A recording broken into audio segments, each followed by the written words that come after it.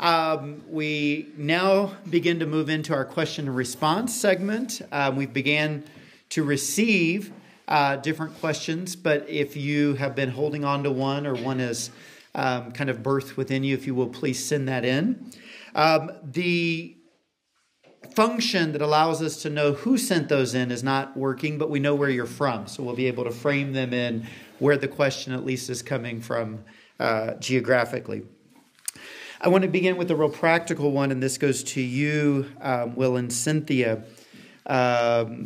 Someone who's asking about the summer, when you're going to come back and do the work this summer. It says, for those of us who are extremely sensitive to explicit details and abusive stories, will we find your workshop to be too overwhelming?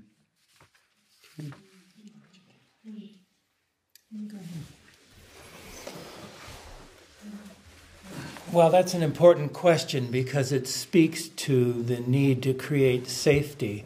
And we do a lot of work in the beginning to create a sense of safety and also a field of openness where there's an invitation, but no one is required to share more deeply than they wish. And we've really found over the years that this principle seems to be honored. We've worked with everything from religious leaders and members of parliament to convicted rapists and murderers in prisons, for example, in South Africa.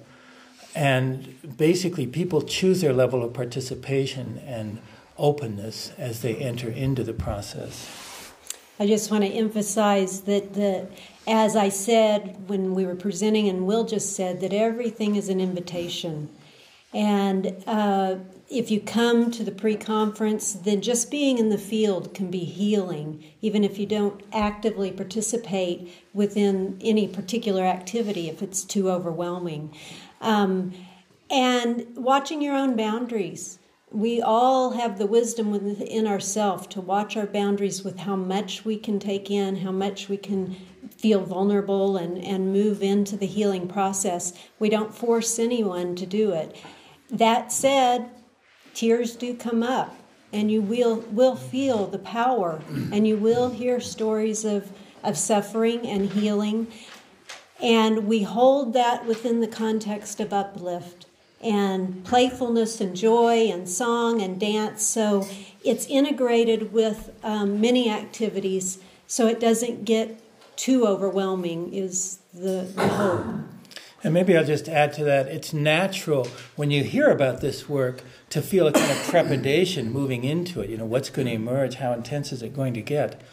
But there is something that happens in the process. There's that wonderful line that, forget who said it, but God enters through a wound.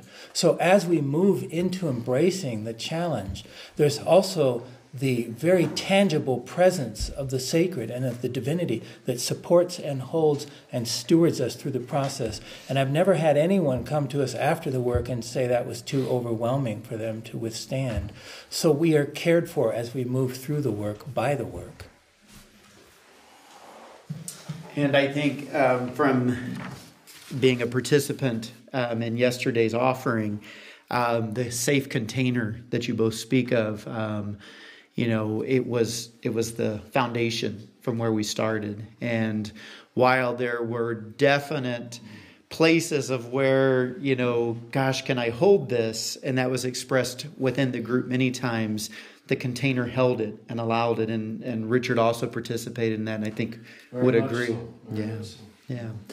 I'm going to go ahead and kind of answer this one myself, but allow you as the teachers to respond. I have the privilege of just seeing the questions that are coming in related to the teachings of this morning, and all the different kinds of questions that allow this topic to be just opened up, as we envision that's where the summer will go with it. But the question is that if I come to the summer conference, will it be a reiteration of this information with additions, or will it have new material?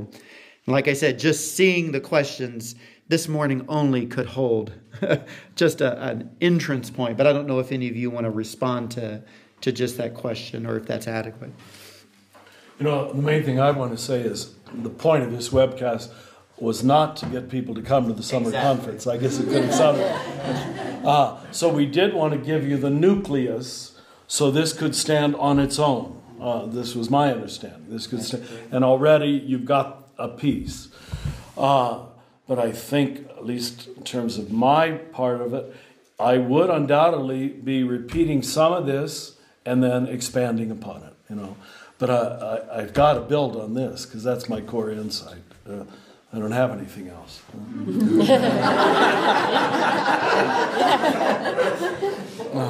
Well, I'd say that what's happened today, that everybody's gotten to witness both intimately in the room and around, is the beginning of an engagement.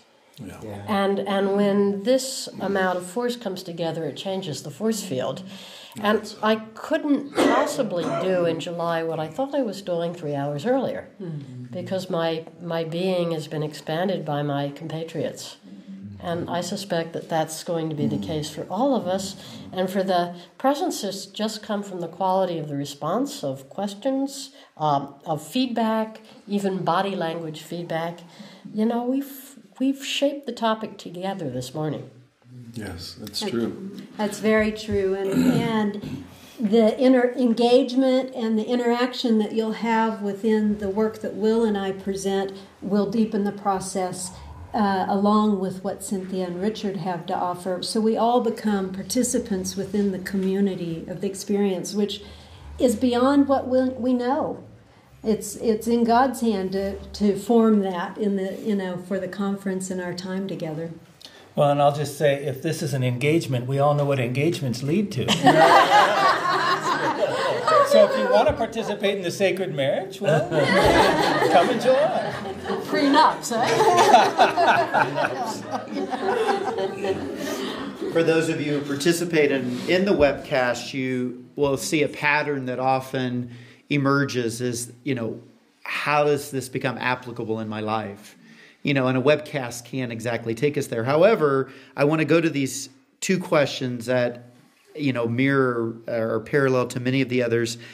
Both were directed coming out of your teaching, Cynthia Bourgeau, earlier this morning, but I think, fit into all of the teachers. I want to read both of them first and then let you respond. The first comes from a viewer in Denver. Says, the words you speak, Cynthia, powerfully resonate in my soul. I know, and she capitalizes K-N-O-W, they are true. But practically, how do we live faithfully in this unitive love in a world that acts out in such an opposite, culturally closed and dual space? How can we practically love in this unitive way and survive? And then from Cedra Woolley, Washington, a viewer says, to embody this singleness, to come into the full primacy of love where the marriage of opposites is dissolved into unitive wholeness. Can you speak more about how we move from where we are now, not just intellectually agreeing, but into embodying this exalted aspiration? Okay? No simple question, but... Well, I just say it takes contemplative practice. Because without a practice, there's no way of moving. Because this whole different consciousness that can embrace the opposites and can live in a non-fear-based and non-defensive engagement with reality, where you do feel your own abundance, as Richard says, or the capacity not to be overwhelmed. All of that is not sustained by the egoic mind. It's sustained by a practice which engages and trains mind and heart and finally allows the identity to rest in the nest of the heart. So that none of this that we're doing, I think what all of us have in common is a commitment to contemplative practice as the path that opens up the reality of the transformed human being. Yeah, I would just second that, because this whole work that Cynthia and I are engaged in, the foundation underlying it all is this commitment to contemplative practice. And that practice itself transforms consciousness and enables us to hold these incredible, intense energies that arise as we go into the gender wound. And that's something that the mental consciousness gets overwhelmed by.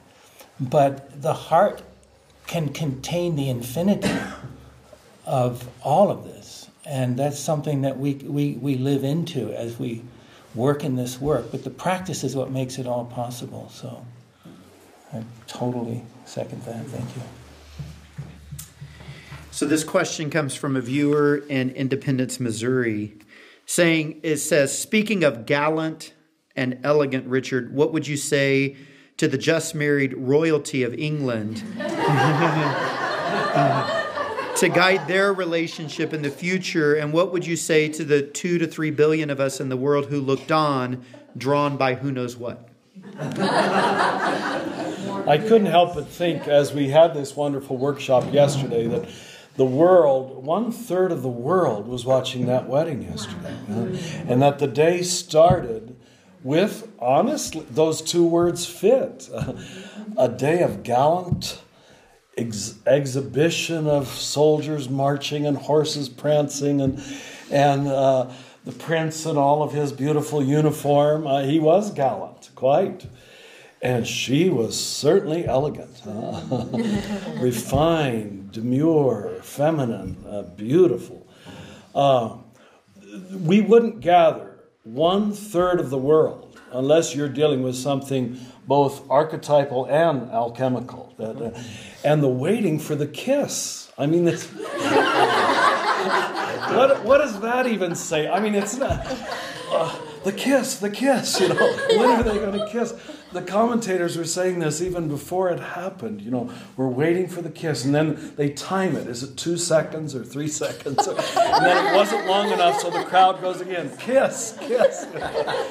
This is not just sexuality. This is archetypal holy marriage. And why would the whole world be fascinated by royal marriage to this degree? Unless it's naming some inner marriage, some inner foundational union that everything is longing toward. So I'm glad you asked that. I was actually looking for a chance to make that connection, and you allowed me to do it. I don't know if anybody else has thoughts on that.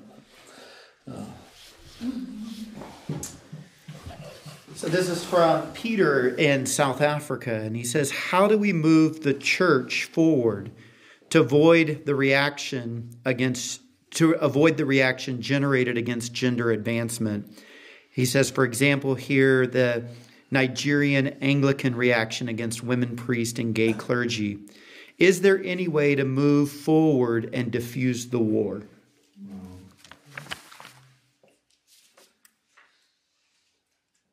To any of us? Any of us. Who wants to lead? Go for it. Yeah. It wasn't trying to make more business for us when I said that I do believe it's essentially a spiritual issue. And it's like Robert Bly told me when he first called me from Minnesota about the initiation work. He said, Richard, you and I know initiation is essentially a spiritual concept. And what we've been doing is, to use Einstein's phrase, trying to solve problems at the wrong level of consciousness, and which always is dualistic, always argumentative. So I think all four of us, each in our own way, think that our work is at the spiritual level, not spiritualization, as Cynthia made very clear. So when we say spiritual, we actually mean incarnational, where you put matter and spirit together. And it's amazing. The issues of gender, sexuality, physicality lend themselves to that in a more exciting way, probably than any other field. Because we're all fascinated by gender. We're all fascinated by sexuality at just a primal level. So this is, it's why I talked about it so much in the 70s. Because, all you had to do was say you were giving a lecture on sex and the crowd was always full. It was all our gender and you have a full house, You talk on justice and no one comes, So if you talk on sexuality and then lead it to justice, gender justice, you got them. So it's the ideal doorway. But I think we're all committed to I mean, maybe some of you said, well, why is Cynthia wasting time on trying to bother with Christianity or reform Christianity? It's still as good as it gets when it gets it right, when it is incarnational. And that's why we can't give up on it. We can't throw it out and say we're going to create something better starting from zero by psychology. Nothing against psychology. I use a lot of psychological language. But when Christianity gets it right, as Judaism, they really get it right. And I think all four of us, each in our own way, are committed to that spiritual integration. But not combining that. I think today's meditation, or is that yesterday's, where I talk about Bonhoeffer's wonderful phrase, religionless Christianity. And he predicted, that Lutheran saint, he predicted that we were moving toward religionless Christianity. And he said that already in the 40s. And I hope you know what we're trying to say by that. That this issue isn't inside the normal vocabulary of denominational religion. And yet it's profoundly Christian and profoundly spiritual. So that'd be my take on it. And it's really about becoming Christ's rather than being Christians, in a sense. Right? Excellent. Yeah. I guess I'd say, to use an old Maine idiom, when someone asked a Mainer, how you got from there to there, he says, well, you can't get to there from here. And it does seem very, very hopeless in a way when I think of what we're saying now and what would be playing outside these walls. But I keep remembering the story of how they changed in Sweden from driving on the left-hand side of the road to the right-hand side of the road. And they realized you couldn't do this by an incremental process. You had to do it in one big leap. So at midday on a certain day, there was a gong that went off on the town hall clocks, and everybody got on the other side of the road and started to drive. And that's how they did it. And I believe that that's how change is going to come in our church. You can't get to there from here. But meanwhile, I just kind of quietly and happily work at the tipping point. And I think that out of the combination of people just seeing things in different ways, telling the story in different ways, praying and acting and being in the only way that doesn't distort the shape of the human soul, that at some point, and it'll be a day of the week when nobody can predict, that tipping point will come. And I swear I'm going to live to see it. Wow. That's hopeful. And maybe since this question came from South Africa, one little piece of this tipping point work, there's a minister in the Dutch Reformed Church who is one of our trained facilitators, a man named Laurie Gaum. And he was outed as a gay minister in a very humbling and public way some years ago. And then he was kicked out of the church. And then his father, who was also a Dutch Reformed minister, he and his father entered into a very profound conversation and dialogue, which carried on for some years. And his father made the complete reversal and came out in support of his son, and the two of them published a book in Afrikaans. I don't remember how the title translates, but this book just came out last year and has made a big inroads in terms of awakening within really quite a conservative Dutch Reformed church, the whole awareness around homosexuality. And so those are part of the work that's happening in South Africa. So we speak about the practical, and this question, I think, gives an example. So to all of you teachers, this comes from a viewer in Vancouver, Canada. I participate in a large 12-step men's recovery meeting. Some of the men engage in what I feel are off-color jokes about women before the meeting begins. Perhaps I'm overly sensitive, but I want to speak to this, but feel afraid to confront it. Can you offer some strategy around this?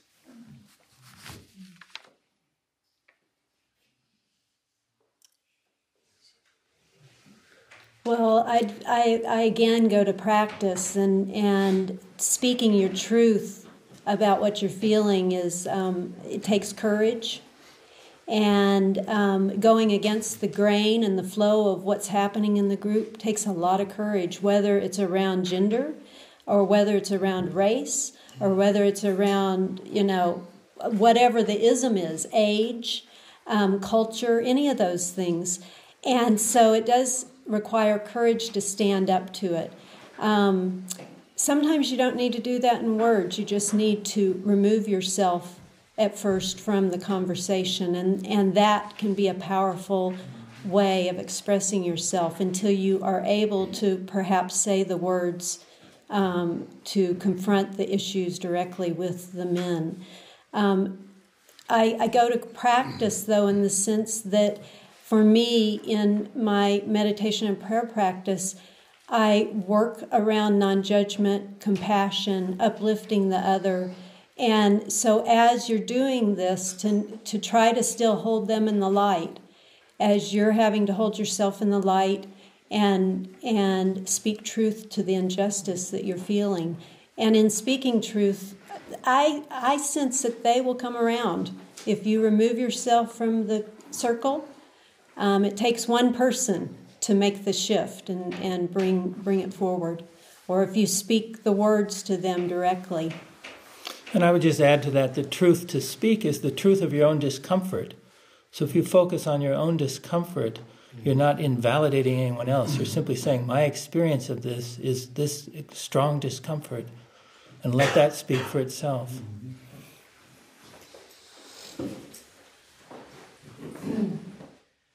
So this question says it comes for you, Cynthia Bourgeot, but probably could apply with some of Richard's teachings. In the second part, I struggle with the idea of Jesus having a preferential, intimate relationship.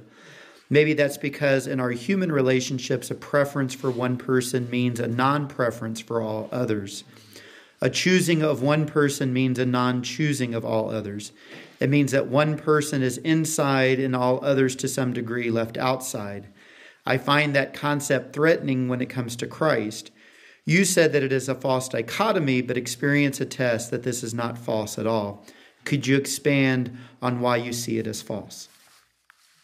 Well, it's not false at one level. Who was saying, spiral dynamics at level 3, it's quite true. But in point of fact, we've been doing our theology backwards for at least 2,000 years. And when you use the egoic mind, you will set things up as, I love God. And as a matter of fact, the whole idea of the greatest love is to give yourself completely to God. But if you look at things from the point of view of grammar, I look at people and say, well, that's an egoic statement. And they say, well, how can that be true? It's so generous. But look at the grammar. We have turned God into an object. And part of the way we've done our theology and spirituality for 2,000 years is to turn God into the master object. And to say that, I once heard a speaker say the only good addiction is God.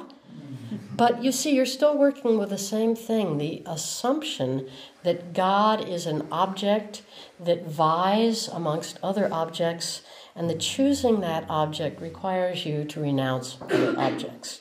That is a function of the egoic mind trying to deal with vastness.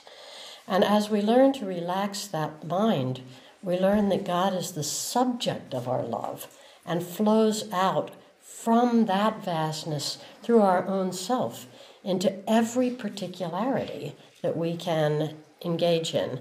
And that the great traditions of mystical marriage, probably the Sufi being the finest, have lived experience that love for one another does not take away, does not cause you to reject others. That's simply Western theology. Rather, it's the gateway through which one begins to experience the universal love that connects all others. So what you're experiencing in the world may be valid, but it's driven by a false dichotomy. An immature dichotomy, I guess I would say. When we start, that's true for almost all of us. We're so infatuated, addicted to one, that we don't even notice anybody else. But that's the lower level. So that is true. Much of our world lives at that level. So we allow them to be contraries. But any of you, who've grown up a bit, you really recognize that your love for your wife, your husband's faithful love of you, in fact, gives you the capacity and the generativity to want to go out on Wednesday and care for the homeless or whatever it might be. That they're not two different loves anymore. Your love for your husband doesn't keep you unless you both remain immature and insecure and grasping at one another. Then there are people still in their 60s who are jealously holding on to one another, and that human love has not been a pathway to universal love. That's unfortunately true. Yeah, I would just add to that when you discover the deepest truth of your beloved, you find that beloved is the same beloved in all. So that through the deep communion of love with another, when you go to the core of it, the one you love, you then see everywhere in everyone else. And in a real practical way of how to put this into practice in my own life, one of the parts of my meditation practice is putting others first.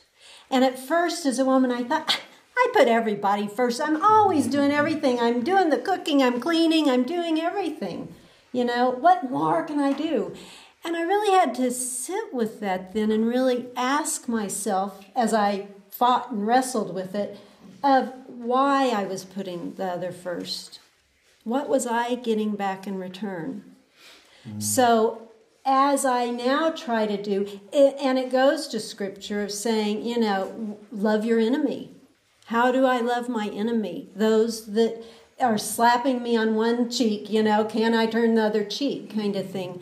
And it really has become a practice for me to always uplift the other and try to put people first even when they're pushing me down. So we'll let that be the conclusion of the questions. We want to thank all those who've taken the time to send those questions in. And maybe for our closure, before I'll have some concluding kind of logistical information, but for our conclusion from a teaching and with our presenter's perspective, maybe if you each would take about 60 seconds and give us our sending orders. What do you send us out with into the world? So each of you having about 60 seconds to do that. In any special order? Or anybody want? Well, I could start, since my sending order would be very close to what was in that last question. I think one of the greatest mistakes and tragedies that has grown up in our Western mind has been to separate love into the two types, agape and eros, and say they're fundamentally different, and that eros is desiring love and agape is somehow undesiring. In point of fact, we know as mystics and as human beings that everything in the universe throbs with eros, and that agape is not a different kind of love, a denatured one, but it is eros submitted to the discipline of the letting go, which doesn't mean renouncing or giving up on the love, but giving up on the holding. And at that point, the alchemical change takes all that desiring and turns it in a different direction. And this is the gateway that Jesus understood, and why we can't separate out and say, oh, no eros, because we separate ourselves from creation. So we must learn to fall through our love into that deeper virginity that comes from the letting go. Well, I'll just try to build on that. When I used to have to teach sexuality to sophomore boys in Cincinnati in 1970, I had 3 hand signals, which I said, you start like this, 2 separate people defining yourself and asserting yourself and being gallant and elegant. Then you fall. and you start leaning on another person, depending upon another person, entwining with another person. So I'd put the two hands together. I say, if that admixture, if that communion, which is very erotic up to that point, is feeling at all, or is experienced at all as life-giving, as abundant, then the final gesture is that the two move outward.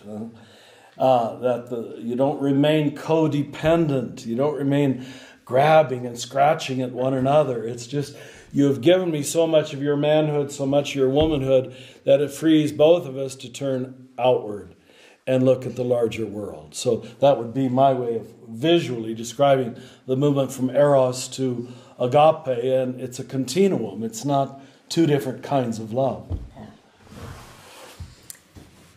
So I'll follow. All right. I first want to say, because I realized that in my piece about putting others first, there was a key point for women and men, and that is saying no can oftentimes be putting another first. You say no to your children when they're doing something that is not in right action or right in goodness and in right relation. And it's the same. So putting others first does not mean to stay in an abusive relationship necessarily. It means to say, no, this is not right behavior. But you're still loving that person and uplifting them in the ways that you can as you move away from that abuse.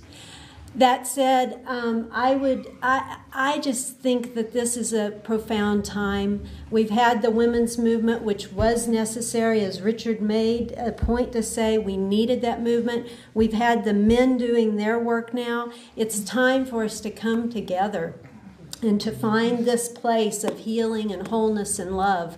And it takes that maturity that Richard spoke about. It takes a maturity to rise above all these identities that we have and agendas that we've held on to so strongly. And I say that we need conscious, courageous, mature people, women and men, to come together to really heal this world. And I would like to close where Cynthia and Richard have been talking. I'm so grateful they've been talking, because doing this gender work, people think that I'm totally into gender, and I'm not. I get tired of it because it is a duality. And gender, we see it as a means and not an end. And I'll just give you an example in one of our workshops in South Africa, where we had a very powerful story of a woman telling her story of being raped, and the men wanted to run out of that room, and they were wanting to cell phone calls that they need to go to the bathroom. It's like, and it was like, you will stay here and you will receive this. And afterwards, one of the men said, I feel traumatized and I don't know how to be a man. And I said to him, that's right. And that trauma that you're now feeling is the beginning of the healing, because you have received that pain and you are now carrying that pain as in your own heart. And it will dissolve your whole concept of manhood. And that's what happens as we move into this work. Our very concepts of that duality are transmuted and left behind. Because what happens when you put male and female together? They give birth to a third. And what is that third? That third is the oneness. And that this work leads us to the deepest intimacy with the divine, to the dark silence in which all lovers lose themselves, as Brix calls it.